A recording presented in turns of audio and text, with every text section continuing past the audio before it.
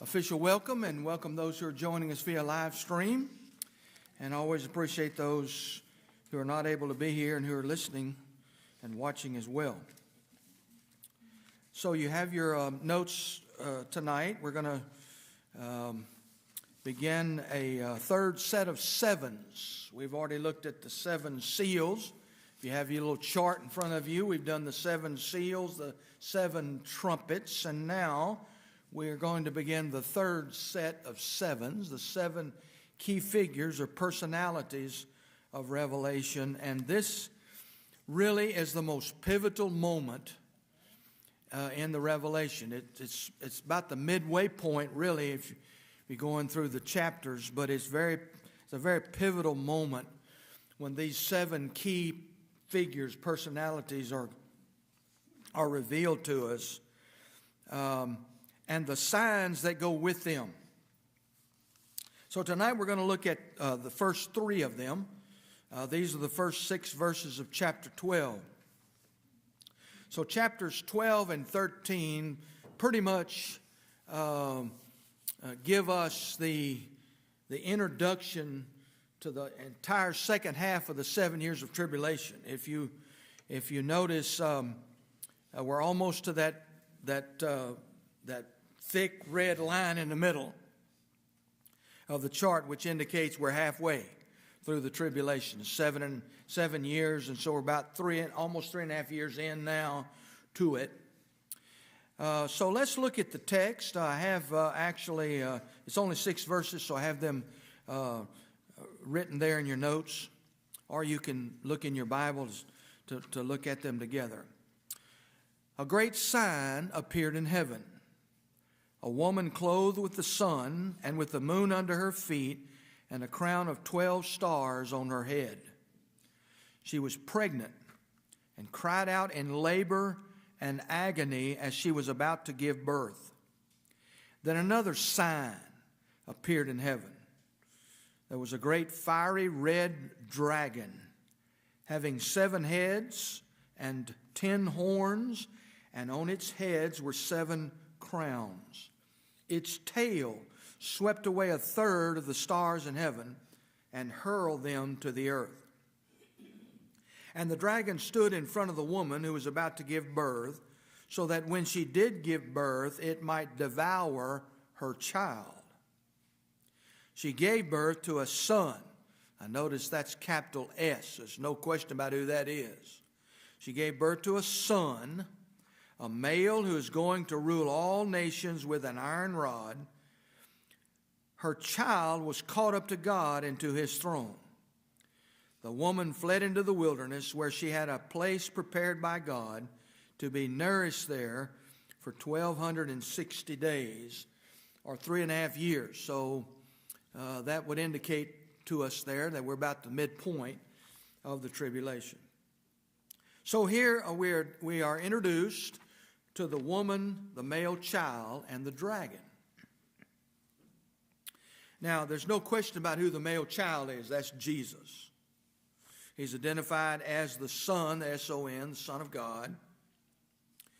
And there's no question who the dragon is. The dragon is Satan, and he becomes a key figure through the rest of the tribulation, and he is the one who is leading the charge of evil that's going to be hurled upon the earth, along with the Antichrist that we will also be introduced to you later in this section of text.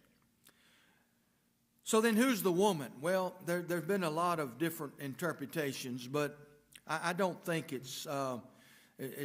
I don't think really is too much of a question as to who that is when you look at the narrative around this. The woman has to be the nation of Israel, because it was Israel, the Jews, gave birth to the Messiah, and the protection of Israel is noted there, how God protected her, and so I think we're on safe ground to say the woman is Israel, the male child is Jesus, and the dragon here is Satan. Now, let's talk about the woman first.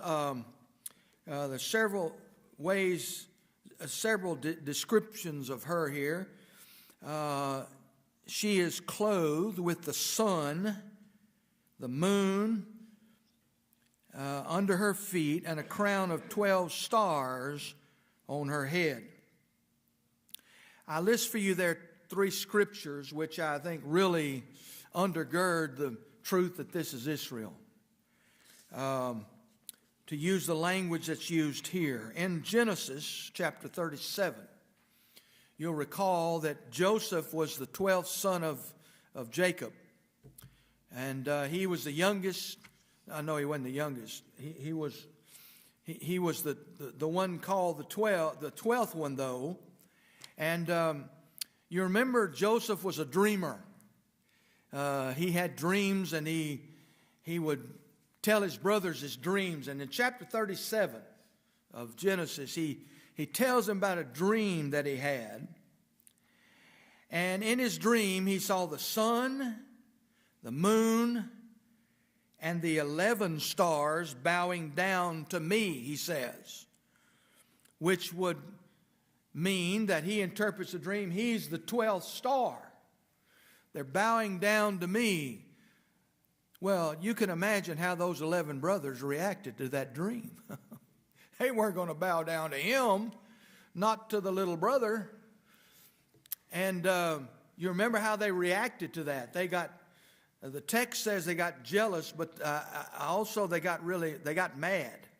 They got really irate with him. In fact, they got so mad at him that they decided they would eliminate him. You remember what they did? They took him and they put him into a pit, an empty pit. And they literally left him there to die. I mean, I think their strategy was, we're going to put him there and leave him there to just, he can't get out of the pit, and then we'll just tell our father that something happened to him. We don't know what. And that was their scheme. You know, they had that coat of his, that coat of many colors, and they brought it to Jacob. And you know, of course, he starts grieving over the loss of that son. The text also tells us that Jacob favored Joseph above the others. Well, you know, no wonder those brothers were jealous when he said he had a dream and he saw the sun, moon, and the 11 stars bowing down to him. And then you know the rest of the story and what happened to him. They, instead of leaving him there to die, they eventually sold him to some Midianite traders as a slave, and the Midianites took him down to Egypt, and they sold him to Potiphar, and he became, you know, all the rest of the story about Joseph.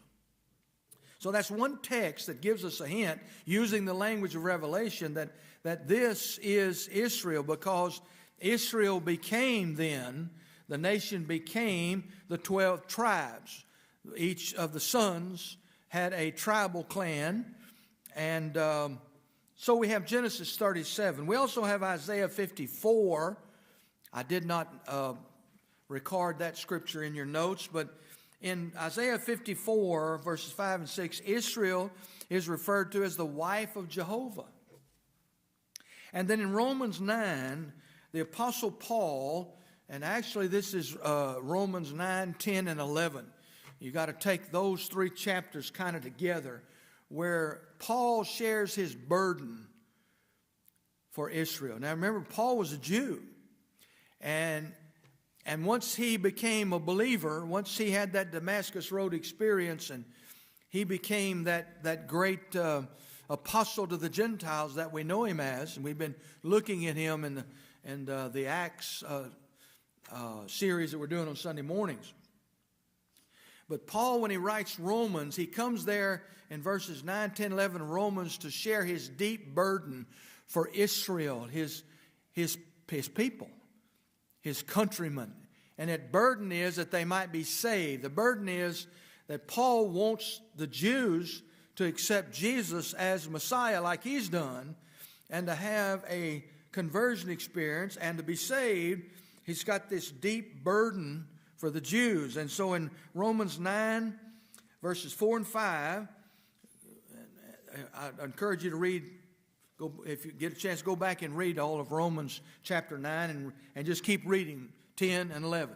I think it's the greatest definition of a burden that we ought to have for people that we know, especially our folks, our family, our friends, our clans who don't have Jesus. We ought to have a burden for them like Paul did. But here's what he said. They are Israelites, and to them belong the adoption, the glory, the covenants, and the giving of the law, the temple service, and the promises. The ancestors are theirs, and from them, by physical descent, came Christ. You see how that connects with Revelation 12, with this woman giving birth to the Son of God, to Jesus. So Paul identifies them in Romans 9 as by physical descent came the Christ, who is God over all, praised forever. So I would conclude, along with many others who would conclude this, that Israel is the one spoken of here, and Israel's very important, as you know, in prophetic scripture. Israel has always been a God-ordained, God-called, God-protected, God-blessed nation. They are a nation, a people of destiny. And we all are living in the current situation that we're in. Some of you were alive in 1948 when Israel, became the nation that it is, the people that it is. And of course now we're living right now with Israel being front page. We got a front row seat. I have a good number of my relatives that live in East Texas, and they didn't grow up there. They migrated over there from South Louisiana. They took all their Cajun culture over there with them. But when they became Texans, they really like it when you say to them, "Don't mess with Texas." You ever heard that? Don't mess with Texas. Well, when you look very carefully at the nation of Israel, Old Testament and New Testament, and then fast forward to today, don't mess with Israel. Now, I'm not standing up here to say that Israel is, without flaw, and that, they're the nation, that God expects them to be, and that they're not going to have to be a purging. There's not going to have to be, I'm not here to defend them. I'm not here to say what they're doing is necessarily the right thing to do. But let me just tell you, we just got to be careful, because it's very clear that Israel is going to be is protected by God. And buddy, we know from our generation, they take care of their business. They're taking care of their business right now. Now, you can agree with it or not. You can say, well, they ought not to be doing that. They're innocent people being caught up in that. But, they're a nation of just 4.5 million people, surrounded by 200 million Arabs all around them. But you prompt them, you provoke them, just like we're seeing right now in that conflict, that war over there. And, buddy, they're not backing down. And I'm just going to tell you, I know how it's going to turn out. They're gonna take care of their business, and they're coming out on top. So what you see here in Revelation at the end times, the end times is going to be the culmination of all that God has prophetically predicted about Israel. It's going to all come to pass. I have in your notes a quote by Adrian Rogers. He said, Israel is God's yardstick, God's measuring rod, God's blueprint, God's program for what He's doing in the world. Our Bible is a Jewish book. We serve a Jewish Messiah. God has made Abraham a blessing to all the nations of the world. We are to bless what God has blessed, to love what God has loved, and we're to pray for Israel. And as you know, we Americans, we're going to stand with Israel.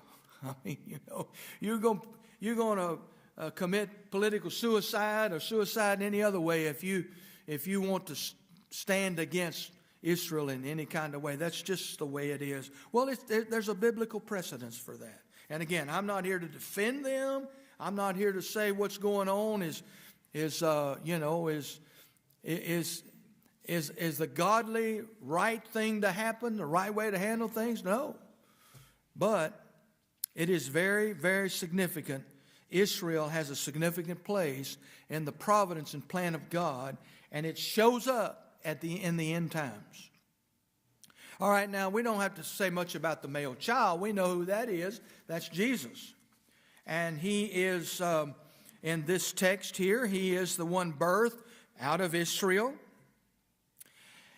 And he is immediately, when he's birthed, I don't want to merge too much here to talk about the dragon in a minute, but the dragon is waiting to destroy him. But the male child, as we're told here, is going to rule all the nations with an iron rod.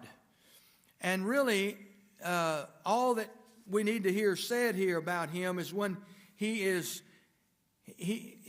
born, he's immediately delivered up. He's caught up. And he is protected from Satan and all that Satan would want to do to him. He's caught up to God and to his throne. Snatched up is the term used there, the word used there. It's the same word, by the way, that's used to describe the rapture in 1 Thessalonians chapter 4. The snatching up, the gathering up. So immediately when he's born, he's caught up. And I can't help but think about that old hymn that I put in there, Wilbur Chapman's old hymn that we sing a lot at Easter time, by the way.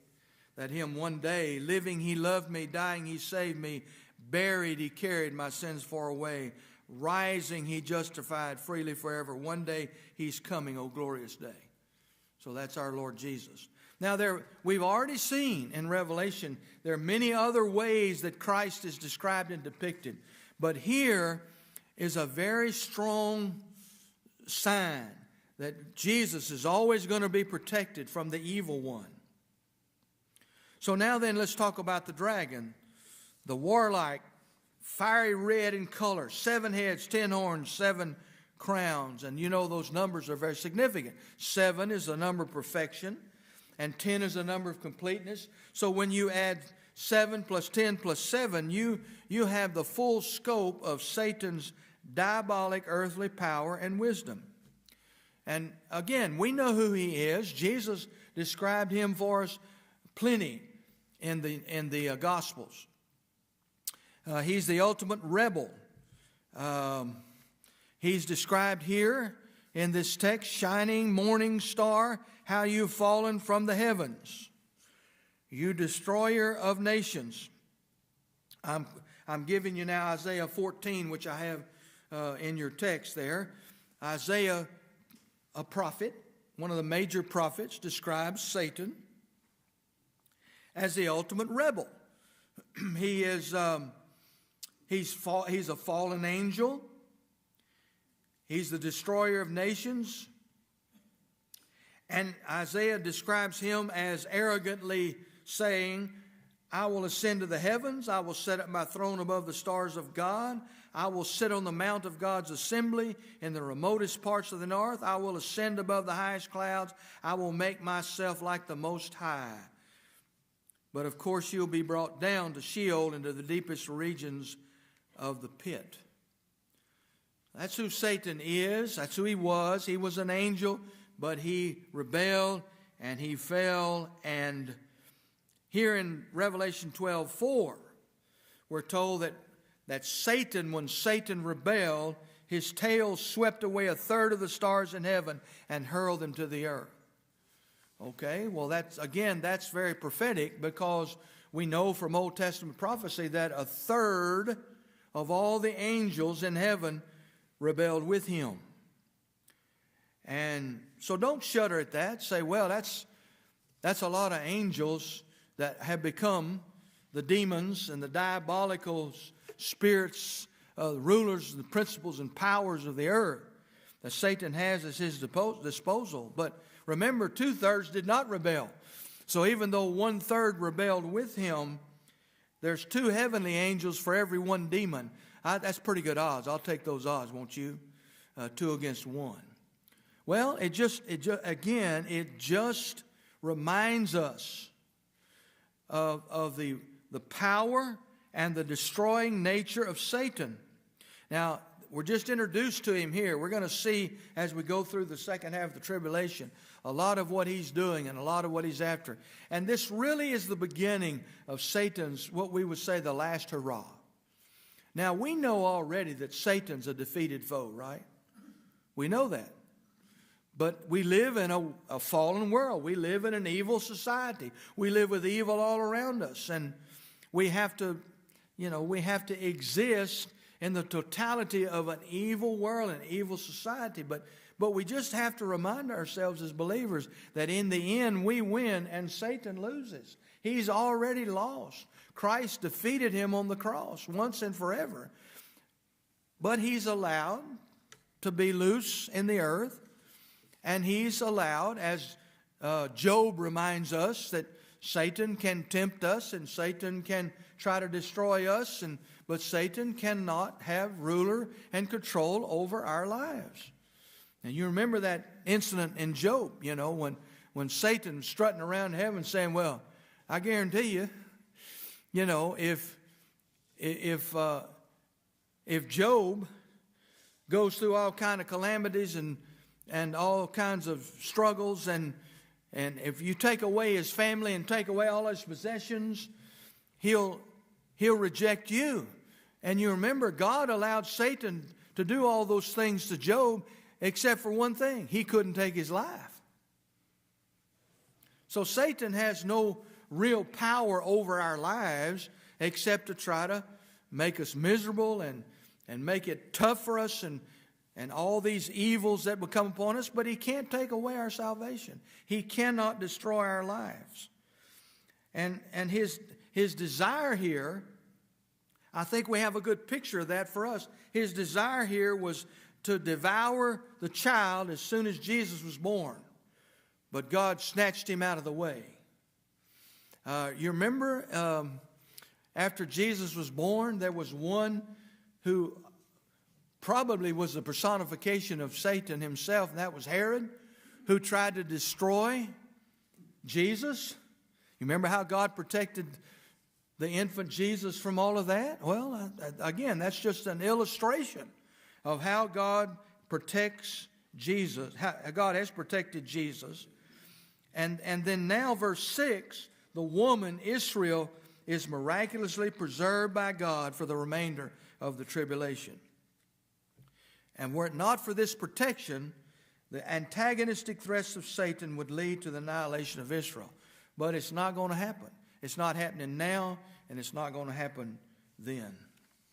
So, I just leave you tonight with 2 observations. I've already mentioned something of this, but pay attention to Israel's position and participation on the world stage. We just need to pay attention to that. And while we wonder how a nation of 4.5 million Jews surrounded by 200 million Arabs can survive, we look no further than to this encouragement here in Revelation chapter 12. Israel is going to survive even to the end of the end times. So we ought to really pay attention to Israel's position and participation even today on the world stage. And a second observation, we need to accept the reality of evil in this world. You can't believe in the inerrancy of Scripture except that you must accept the reality of evil. It's a force. Sometimes it overwhelms us. You remember, though, the disciples struggled with this too, and they came to Jesus on several occasions. They said, how is it possible that good people, experience all kinds of evil things in their life? How can that be possible? What they're really saying is, if we follow you, Lord, shouldn't that be enough to protect us from all the evil that's in the world? You remember how Jesus answered them on several occasions. He said, well, he said, it's like, you have the good grain planted and the weeds grow up in the grain, and you don't destroy the grain to try to destroy the weeds. What do? You harvest them both together. And he also said one other time, he said the rain falls on the good and the evil equally and all of that. So Jesus reminded them, as he reminds us, that we live in a world where there's a tremendous amount of good, and we're part of that. But we also live in a world where there's a lot of evil. And there are just tremendous struggles that we go through sometimes to live through the things we have to live through. But in the end, we have the resolve to resist evil and align our lives with God's plans and purposes. Nothing can thwart the plan of God. And so we stand on that, and we are encouraged by that. And even as we look at these matters of the end times, in reality, we live in a rough world, in a tough world. But we who follow Christ, we have His protection upon us. We have His encouraging purpose in our lives. And I don't know about you, but that encourages me. I'll just say one other thing. One of the great promises of God in the Bible is that He'll never leave us or forsake us. He's always with us. In the midst of a lot of hardship and difficulty and struggles that we all go through, and we've all got them, we have a tendency to minimize it a little bit sometimes, and we tell each other, oh, it's going to be okay. We say to our children, oh, it's going to be okay. And we go through a rough patch in life, tragedy, trauma, difficulty, and we tell ourselves, it's going to be okay. But did God say, I will never leave you or forsake you, even though it's going to be okay? What if it's not okay? I've been through some times where people tried to tell me it's okay, but it was not okay. All hell is broken loose in my life. I've been through some stuff. How about you? It's easy to say, oh, it's going to be okay. But what if it's not okay? What if it's never going to be okay? Promise is still there, isn't it? I will never leave you. I will never forsake you. Even when you're going through a part of life where it's not okay. And it's never going to be right. It's never going to be like it was. It's always going to hurt. It's always going to be a struggle. Remember the promise. I will never leave you. I will never forsake you. All right. So thank you for listening tonight. We'll pick up there next time. Thank you, Jerry.